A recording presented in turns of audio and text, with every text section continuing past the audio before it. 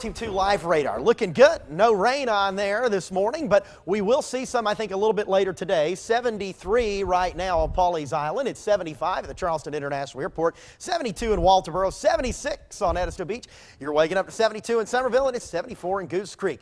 My forecast for today, a high of 89 with scattered showers and thunderstorms, a southwest wind at 10 to 20 miles per hour, 77 at 8 a.m., about 85 at noon, 87 at 4 o'clock. Let's head to the beaches. I've got the red flag flying again today. Going to look at you one more time and do this. Do not enter the surf, okay?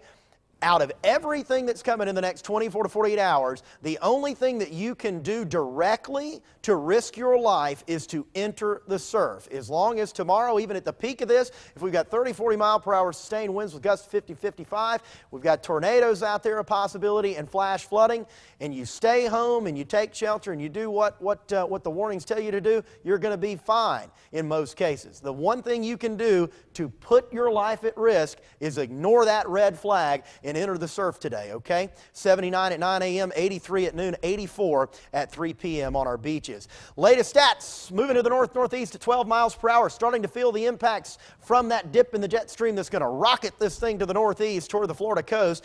You can see the National Hurricane Center does bring this to a Category 1 hurricane at landfall somewhere around Apalachicola. That would spread some pretty decent storm surge. This is a very storm surge prone area here in northern Florida. By the time it gets to southeast Georgia tomorrow afternoon, it's a tropical storm, and to our northeast in Wilmington, or right on top of Wilmington is where it looks like by early Saturday morning. That means our greatest threat for high winds, heavy rain, and isolated tornadoes is going to come during the day tomorrow. So heavy rain at a moderate impact, left it at moderate, still because I want to get an idea of exactly where the track of this goes and what it looks like as it approaches the coast.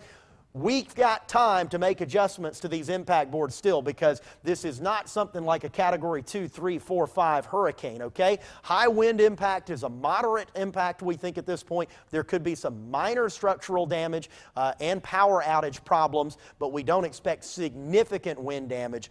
Isolated tornadoes, we elevated that to a moderate risk with the latest track from the National Hurricane Center and our knowledge here and my experience in the Carolinas. When you have a storm approaching us from the southwest, out of the Gulf of Mexico, landfalling Gulf Coast tropical cyclones are notorious tornado producers in southeast Georgia and eastern South Carolina when they're approaching at this angle. So that's something we need to keep an eye on. Coastal flooding is a moderate risk, and rip currents are your high impact out of this particular system. So here's your 7-day forecast. Look for a high today of 89, windy and rainy tomorrow with embedded thunderstorms. And again, those thunderstorms could be severe with isolated tornadoes and wind damage, a high of 81. But by the weekend, we clear out mid and upper 80s Saturday, Sunday, Monday, normal high 88. It is going to be a spot on perfect weekend.